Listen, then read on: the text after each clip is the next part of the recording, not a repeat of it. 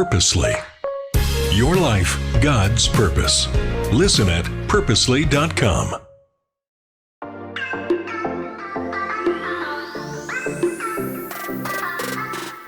Hello, everyone, and welcome to the Gospel Tech Podcast. My name is Nathan Sutherland, and this podcast is dedicated to helping families love God and use tech. Today, we are addressing part 3 of our 3-part series on tech boundaries, and we're going to talk about what tech to use. The last 2 conversations were about time and were about location. So how do we use our technology? Like, when do we use it? How long, how often, and then the location piece being the where and the who. Really, like, who do we use it around and where do we use the tech physically? Today we're talking about, all right, but what tech? What technology should I bring into my home? We're coming up on Christmas, folks. And I know it feels like we're not, but really we are. Like, we're middle of October. And we're going to buy gifts in the next 6 weeks or so. And then we're going to wrap them. And then we're going to actually have Christmas in the next 10 weeks. So I know that might freak you out to say, and many of you just broke a sweat, but the reason we're having this conversation now is kids are going to ask for technology. Your elementary school child is going to ask for that new game, that new device, that thing that everybody else has, and he or she is the only one who doesn't have it. So the question is, all right, do we bring this in? Because as loving parents, we love to give good gifts. There's nothing cooler than a good Christmas morning where you get to give that gift your child really wanted and was probably hard to find. I know I have had that joy before of, it wasn't necessarily expensive. It's just a niche gift and you found it, or you found something that you knew your kid would like. They didn't even ask, but you're like, oh man, like this was, Hadley. It's a unicorn kitty that's colored rainbows. Like, Hadley's going to lose her mind about this. It's going to be awesome. Giving a good gift is an incredible thing to be able to do, and we aim for those. They're a great experience for us, for our kids, and they make Christmas so memorable and reflect the good gift that God gave us in Jesus, the best possible gift that we never even asked for. So in that, awesome. Technology can be an amazing gift to give your kid, but is it? Like, that's what we're trying to figure out today. Like, is it a good gift? Because that's what we want to know. We do not want to be giving gifts that are simply fun to give and then lead to all sorts of hurt and harm and bad things. So that's what we're addressing today. So there's 3 things we're going to talk about. The first is which tech to select, which is it safe, ready, and good? That's our, it's developed over the years. If you've been listening to this podcast for any length of time, you've probably heard the modifications of that. But safe, ready, and good is this great picture for us. And I don't know, can I say it's great if it's mine? Anyway, it has proven over time to be a really helpful way for us to think about our tech quickly and to communicate it clearly. It means that we can talk about tech without rubrics and without a ton of additional thought that has to happen. We can look at it and just kind of chew on it for a minute. Is it safe? Are they ready? Is it good? Boom, done.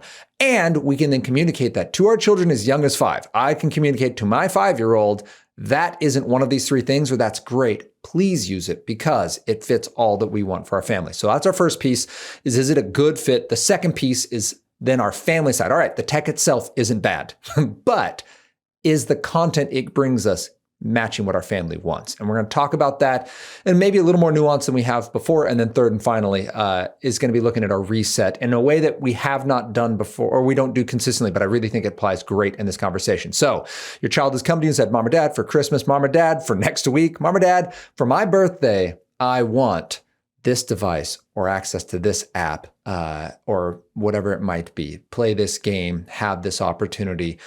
Will you get it for me? First thing, we want to make sure it's safe, that they're ready, and that it's good. Safe means that there is a standard for technology in the way the tech itself is designed. I don't mind that you give your child technology that plugs into a wall or that has a screen or that even streams off the internet.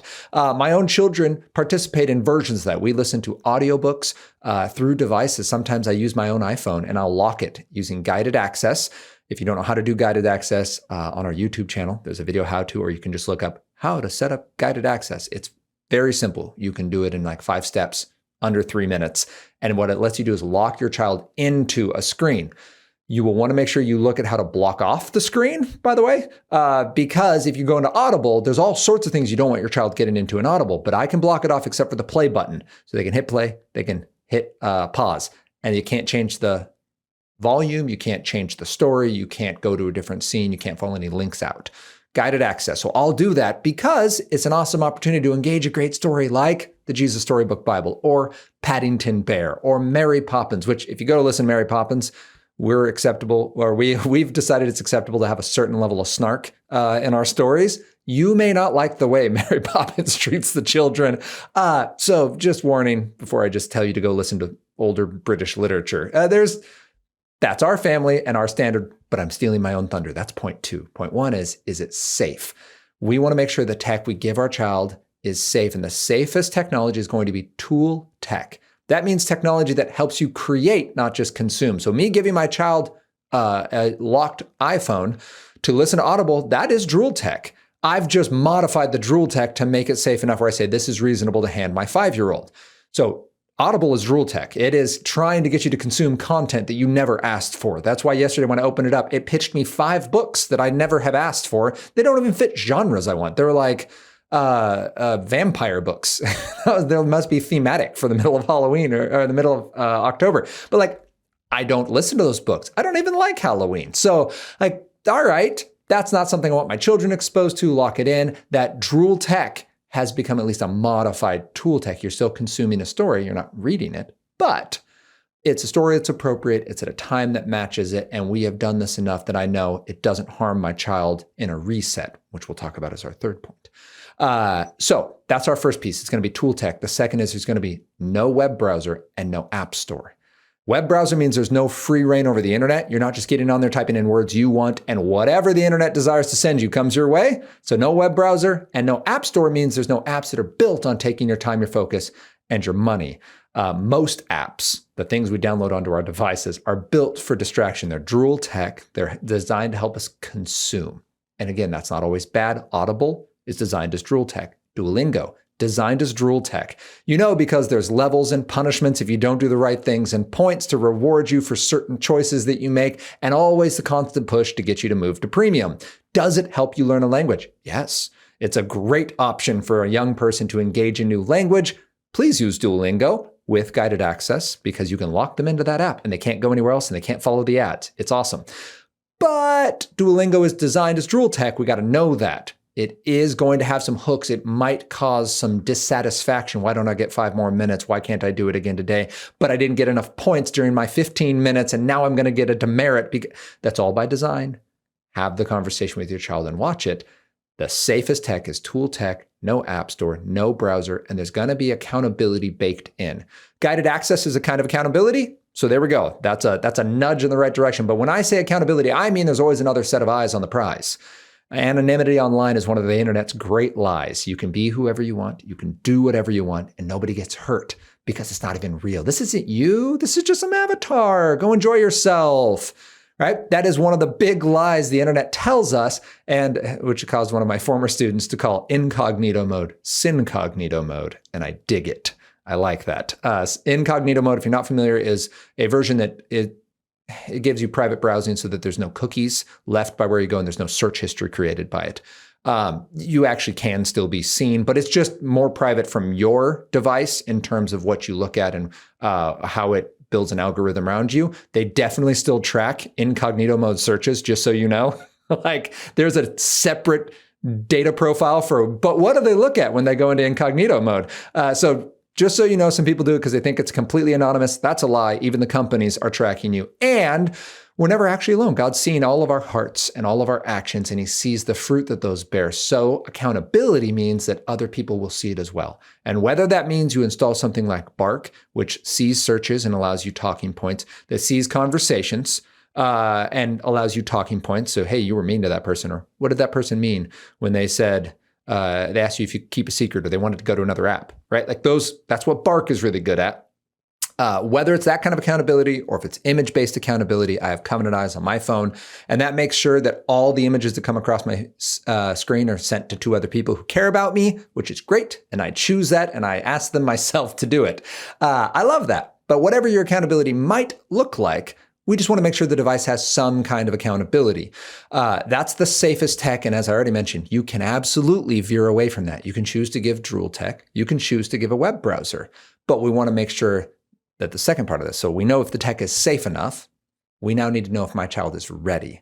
So this part is important because sometimes by design, it's meant to Take your time, focus, and money, for example. And a really young child's going to have a hard time just physically. Their brain is not developed to the point where they can inhibit an urge to go click on something or look something up or just scroll mindlessly because it's designed to be scrolled mindlessly. Never before in human history has something been endless until the social media feed. It's the only, right? Books have endings, wars have endings, entire countries have endings, but not your feed. Your feed can just go on for infinity.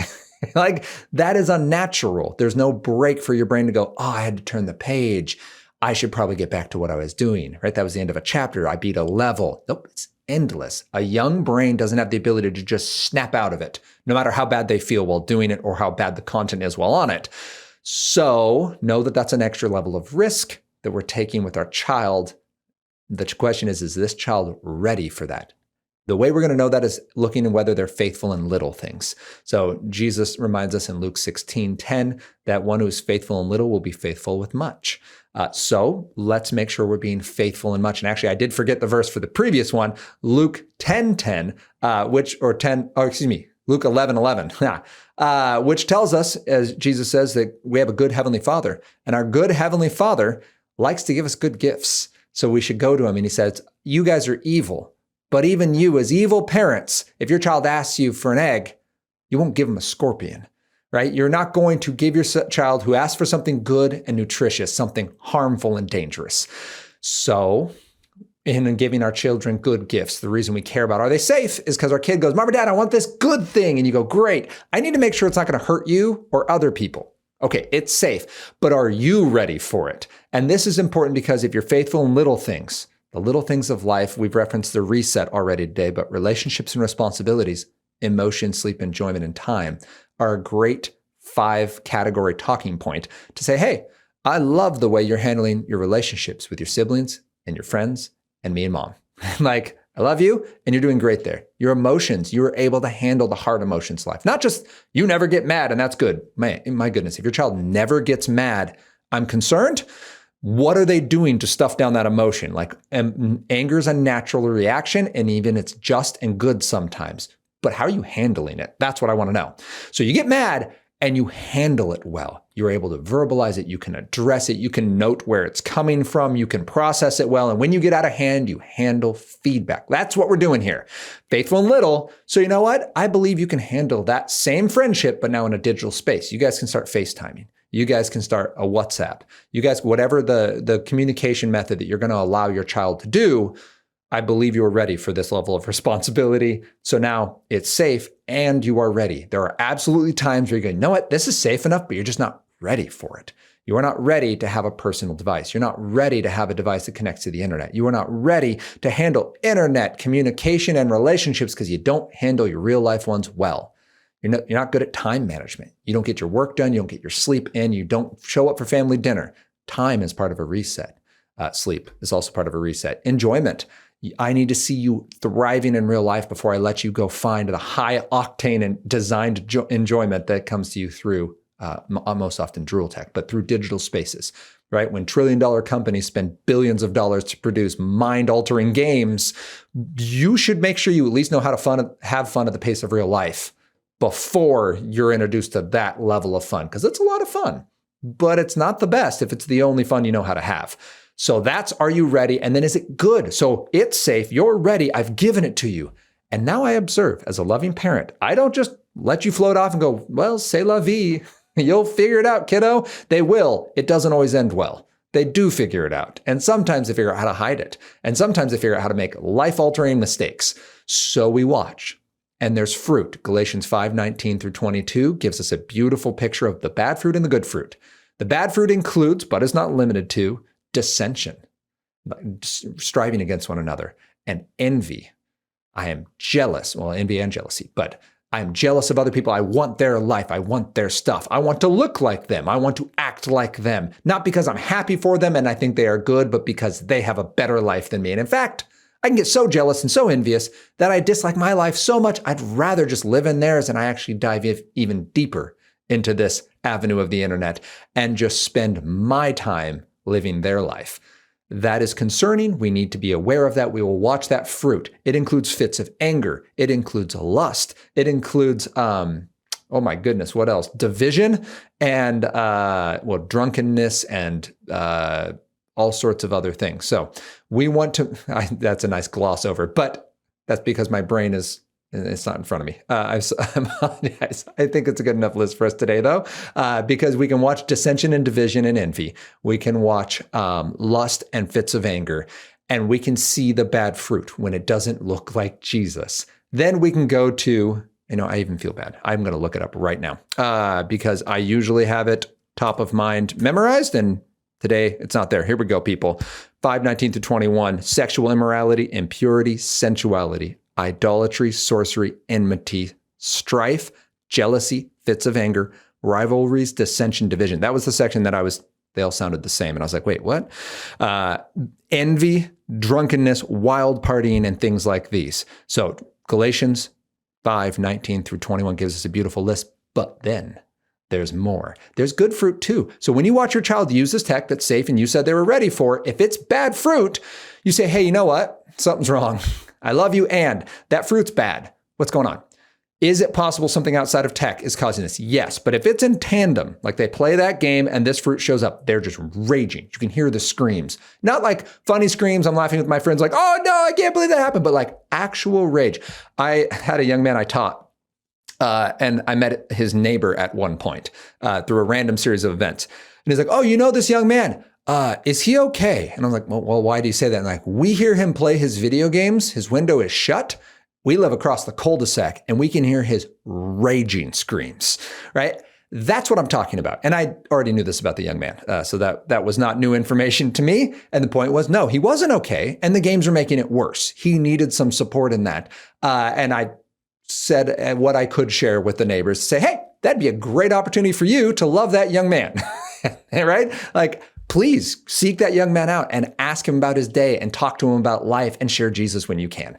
That is what we're talking about with our kiddos. If there is this bad fruit coming up and it's in tandem, it shows up when connected with that game or this platform or that social media, that's our talking point, and you can lovingly remove it. Jesus says in Matthew 5:28-30, that if our right hand causes us to sin, we cut it off. And if our right eye causes us to sin, we gouge it out, because it's better to go to the kingdom of heaven missing a part of our body than to go whole into the fires of hell. And his point is very simple. If it causes sin, sin 100% of the time brings death. And we don't want things to die, and we don't want our children to die. So we're not playing games with this. We're not being cute. We're not going, fits of rage, it's just something that happens to all of us. Like, yeah, okay, it does. And we repent. And so we remove unhealthy tech. We've had to do this before. Ann and I, with our kiddos, we've given something that we'd vetted. We'd done our best. And then we got it. And we're like, oh, interesting. It hits different for this one. Like, okay, but only one of the three. So do we just let one of the three suffer? Or do we try to put parameters where we go, well, the other two can openly use it, but you're just going to have to find a new form of fun? You might, maybe, I don't know. Maybe there's a way to make that work. Not in our situation. In our situation, we said, you know what? One of the three of you cannot handle this thing. It's not moderation. It's not a character flaw that we just need to fix. This is something going on inside your brain and heart, and we're just going to remove the problem because we love you. And our life, it is better to live a little bit bored with a healthy mind and heart, with open relationships, than try to police you to the point where you feel like a criminal that you've done something wrong, whereas it's actually the introduction of this tech that made things go wrong. Because I can remove the tech and you go back to normal. So yeah, you're a sinner in need of a savior, but this isn't a salvation issue. This is a heart and mind issue of producing bad fruit, and that thing causes bad fruit. So the thing goes away. It just became expendable because I love you. I don't hate you. I'm not going to give you a scorpion when I know it's going to hurt you. That's the safe tech. Are you ready for it? And then what's the fruit? The fruit is I've already given it and now I'm going to watch it. So January 1, it's been a week since Christmas. Let's maybe keep an eye on how that tech is impacting our children. And maybe some healthy boundaries need to be set up and more conversation. Or maybe the tech is just too much and you need to lovingly intervene. It's perfectly fine to do that. There's no human right to all the technology we want, and certainly no human right to self-destruct using technology that was a gift from a caring adult. So caring adult, you can still be caring and change it up. At least 30 days, by the way. If you're like, but for how long? Is this forever? No, maybe not. Give them 30 days. That's Anna Lembke, professor of psychiatry at Stanford University, wrote the book Dopamine Nation. 30 days is how long it takes for an overstimulated brain to recalibrate. So maybe the experience was just a bit much, your child's not quite ready, full removal for 30 days, and then you can start to slow roll it back in. But if it shows up again, and that unhealthy behaviors and the bad fruit, you absolutely remove it and you replace it with something awesome. We'll get more on that in a minute, because the second thing we're talking about in tech is, does it line up with our family standards? So family standards, I use Philippians 4:8 as a beautiful spot to start if you don't know where to start. And it says this: finally, brothers, whatever is true, whatever is honorable, whatever is just, whatever is pure, whatever is lovely, whatever is commendable, if there is anything excellent, if there is anything worthy of praise, think about these things. So we can use that and directly apply it to the tech, the shows, the music, the games, whatever we're using. Go, hey, is it true, noble, just, and pure? Great. If it is, fantastic. Let's keep using it. If it's not, let's have a conversation, because maybe there's a reason we're engaging it. There's some songs that are just difficult songs, but they're good. But the content isn't like fluffy. It's not always light and happy, right? It's heavy, but it takes us to a positive spot and it produces good fruit. It brings conversations we need to have. It exposes sin. It brings repentance, whatever it might be, or it just might build empathy for a hard situation, like reading a story that has rough content in it, right? It's not fun, but it's probably important. So maybe that's the case. But sometimes there's content like, yeah, but it's just fun and it won all the awards and all my friends watch it, listen to it, play it, engage it. All right. But that's not our standard. We have a family standard. We're going to make sure that the tech, which we know is safe enough and we know you're ready for, and we've seen produce good fruit, we're going to make sure that content actually is good in and of itself. It's something we should be setting our minds on. There is an act in believing what the Lord has said, that belief actually is a verb. It's something we do. And so we can, in faith, engage good technology, and we can also, in faith, walk away. And by that, I mean, let me use some really specific examples. So my life, my smartphone, in faith, because I love Jesus, not because I'm hoping he will love me in response to my action, but because I know I'm a new creation and that I've been set free from sins that I chose willingly, starting in junior high and then into my adult years. I have given up a lot of my freedoms on my smartphone. So I'm using it to record this, which is great. I use it to find my way around when I travel to talks. I use it to communicate about work and I'm with family, but it's pretty dumb. I deleted all social media off it, including YouTube, because I don't need distractions. If I need social media, I can look at it on my work computer when I'm doing work, but I don't just need it like in the car or when I'm waiting someplace. I've put parental controls on my own phone. I set it up using screen time, parental controls, ask someone else to set the password. I don't even have an app store. Great. And the browser that I do have, I've installed Covenant Eyes on, as I mentioned before. I like making good decisions, and 2 other people help me do that. So that even if I'm like, you know what, maybe today's the day I just want to be a doofus. You can do that, but 2 other people are in the room. And I don't know if you've noticed, but some of our worst decisions happen when we're with people who either agree with our bad decisions, they're also fools, and like, this is a great choice, or when we're completely alone. And if there was just one wise person, if grandma was in the room, we wouldn't have made that choice. So that's what I'm doing out of faith. It's not because, man, I need to be right so that God will love me. It's, man, I'm already right. And I love living with the fullness of joy Christ gave me. He said, I came that they may have life and they may have it to the fullest, overflowing life. That's what I want. I want life overflowing, and I know I have it when my heart is right, when my mind is right, and when I can focus. So my phone reflects that. Now, did I give up some of my freedoms, that all things are permissible, but not all things are beneficial? Yeah, I did. It's not beneficial. So therefore, I'm choosing to opt out. That's one way. Another way in my life that many of you know is that I don't play video games anymore, because I was really unhealthy with my games and I was getting through life to get back to games. I did not love God and use tech. I used God saying, dear Lord, answer all my prayers and make my goals happen. And oh, by the way, when I feel bad, when I feel sad, when I have a fight, when I'm stressed, when I'm happy, when I want to celebrate, I'm not going to turn to you. I'm going to go to games, because games always respond the way I want them to, and they're always there for me. I can just click them on, do what I want, and click them off when I'm ready, and it happens on my terms. And oh, by the way, apparently I'm my own God, because I'm going to use video games to get what I want out of life.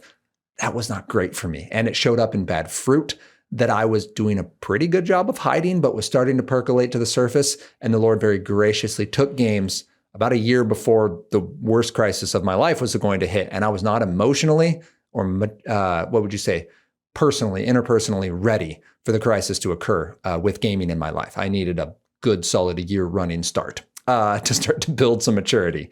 So that's what we're talking about when we talk about using tech faithfully. When we're lining up with family standards, you can say no in faith, not in fear. You don't just have to go, oh no, like what happens if you watch that show? It's going to make you bad. No, like you're already bad. Like you're already a sinner. And if you're already a follower of Christ, you're already good in terms of righteousness, but there's fruit problems. And some of that technology bears bad fruit that doesn't make us look like Jesus. And we skip it, not because Jesus is going, what a disappointment, because Jesus goes, that's not fullness of life. What are you doing? Like you're giving up the joy that is set before you, is what Jonah says, right? And he says, those who don't pursue the Lord forsake the joy that could be theirs, the grace that could be theirs. That there is freedom in knowing Jesus. And when we run to sin, we forsake it. We give it up. So we watch our tech use, make sure it lines up with our family standard. You don't have to use Philippians 4:8, but it's an example that's pretty clear and easy to talk through with a kid. And then we add tech that brings in good stuff. Like I'm using a smartphone, that's added tech, but I'm removing functions in faith, not in fear. I'm not scared my phone is going to somehow wreck me. I know I'm a doofus and that I like making good choices, so my phone reflects that. We can do that as well. And then third and finally, we're going to improve our reset. And this is I don't often use it in this way, and this conversation makes perfect sense. There was relationships and responsibilities, emotions, sleep, enjoyment, and time. Use all the tech that improves these. What tech should you get your kid for Christmas or for their birthday? What tech should you bring into your home, or what tech should you remove? Well, we talked about the bad fruit already, but there's good fruit, and it improves the 5 areas of a reset. So for our family, there's some specifics. I'll go, when I was working with youth, I managed to work with youth through Young Life while not being a gamer and not able to play games.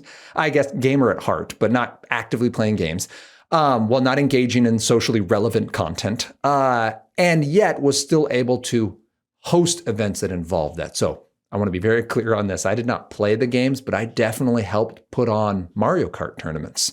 And that was an area where we had a clear gospel message at the end. They were generally like a 3-hour kind of Young Life spectacular. We did them each half of the year. We did a Mario Kart the first half and a Super Smash Brothers the second half.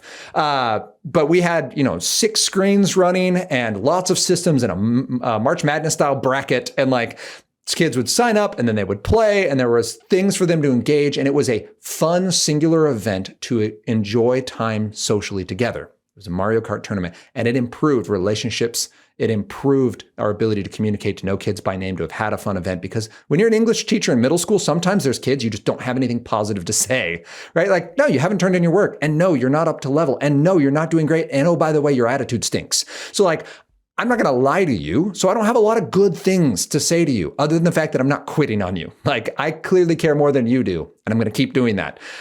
Then there's the video game tournament, and you can come up and be like, hey, I loved watching the way you were having fun with friends. I loved having you at that event. Like, I get to say something positive. Do it. That's great. I'm not saying never play a video game. I'm saying make sure you use tech that's safe and that's a good fit for those kids and that bears good fruit. So improves your reset. Or in our family, a simple example would just be movie night. We do a family movie night, and each kid gets to pick, and Hadley gets to pick, and then Henry, and then Owen, and then Mom, and then me, and then we rinse and repeat. And like, that's lovely. And we have a good time, and it stays in its place, and we watch the movie, and then we walk away. Awesome. So you can use tech to improve your relationships and your responsibilities. You can use it to improve your emotions. And this is careful. I want to be careful on improving emotions, because you're like, well, my kid's mad, so I give him technology and he's not mad anymore. It improved. No, it did not. Your kid did not grow at all in that experience. Your kid is coping with technology when doing that. When I say improve, I mean it's a thing that exists in real life, and now it gets better in real life because your child engaged this technology. So FaceTime would be an example. Using FaceTime to connect with real-world friends to build real-world bonds that don't only exist in this digital space, but actually can come back and grow your child as a person. Thumbs up. Please do that. That's great. Love that idea. So FaceTime would be an example. Listening to great stories. So the Jesus Storybook Bible, you can use that and come away with more knowledge and understanding. Or listen to, I'm going to forget what his name is. The Bible Everyday guy. All right. But anyway, someone who reads the Bible every day and walks you through like talking points. The pour over for kids is one that Anna actually just showed me recently, coming from one of my sisters, Nicole or Kelsey. Thank you. I don't remember which one, but it's great. And for kids, it's a little 5-minute. Here's what's happening in the world without just catastrophizing everything, without taking a specific political side that's like, and that's why this team is always right, but does a really nice job of being like, hey, like God cares about these situations and he loves you and you are his hands and feet. You're ambassadors for Christ. So go into the world and be in it, not of it. And that's beautiful. So you can use it to improve your emotions and your ability to handle hard ideas and process. Like, that's great. But I don't just mean improve like I gave you Tylenol on your pains away. I gave you a smartphone and now you act better. I'm specifically talking about the hard work of improving emotionally. Then sleep. For sleep, this could look like a lot of things. Maybe you need an audiobook to fall asleep. Maybe you need whale sounds. I don't know. But it's possible to improve sleep with, maybe you need an app that tells you how to breathe. Like, okay, that can happen and it can actually improve your sleep. But by and large, many of us are going to find detraction. So we remove the phone and it's addition by subtraction. Our sleep gets better. Enjoyment. For my kiddos, their enjoyment in real life can improve by engaging certain technology. I've shared this before, but the example that is most prevalent currently is watching something like the Wild Kratts, where they learn about nature and then they become passionate about nature. And so like, yes, we watched a 20-minute show on nature, but the result isn't, hey, I want to watch more show. The result is, can I get a book on that? Can I go outside and look for those? Can I get a bug hotel, which is just stacking sticks and leaves underneath your trampoline, apparently, which then the finches come and eat the bugs and leaves and move in and have babies. And now we have birds living like living under our trampoline. Like, that's cool. That's awesome. Why? Because we watched a show and it extended our enjoyment. It didn't condense it or eclipse it and become the only thing we enjoy. So does it improve your enjoyment? It can. Finally, your time. I mean, I'm just going to be gentle on this because the goal is not, so have more structure. The goal is be intentional. If your technology helps you be intentional, not mindless, thoughtless, reactive, but driving forward. So I turned off notifications. My phone is always on silent. So I don't know when you texted me. I'll check it when it's appropriate to check it. And if I don't check it, it's not because or if I do check it at the wrong time, it's not because the phone made me. It's because something's going on in my heart and I feel anxious and I'm just checking my phone all the time. Like that one time I only had 40 minutes of phone use for the day, but I checked my phone 120 times. That means I'm in a bad spot, right? That's a time for me to get down before the Lord and pray and go, Lord, what is happening, right? Like I checked it compulsively that day. And after prayer, realized, oh yeah, like I'm super anxious and worried about what is happening, what might happen. So take that to the Lord, not to my smartphone. And that is our conversation about how do we choose the right tech for our family and for our home. We make sure that it's safe, that our kids are ready, and that the fruit is good. We ensure that it fits a family standard of Philippians 4:8, and that we choose it out of faith, not out of fear. And then finally, that it improves our reset. It's a beautiful way to talk to our kids about what they're doing right and celebrate them. Say, honey, son, I love you, and you're doing a great job in this area with this tech. And it provides this chance to go, you know what? We're not seeing enough good fruit from that. We're going to go a different direction. It's reasonable to do that. It's perfectly loving. And it's a chance to disciple your child, to raise them up in the way they should go and point them not just away from bad stuff, but towards the best stuff that they might have life to its fullest in Christ. If this conversation is helpful for you, would you share it with someone else who could also apply this to their lives and see the hope of the gospel come into their own daily tech lives? Would you visit us on Instagram or Facebook or YouTube at Love God Use Tech? And if you have any questions, you can write me, Nathan, at gospeltech.net. You can also go to gospeltech.net if you want me to come run a workshop at your church, at your school, at your organization. We have the Flint and Iron side, where I speak in public organizations, which is all the truth, just not with cited Bible verses. And then would you join us next week as we continue this conversation about how we can love God and use tech?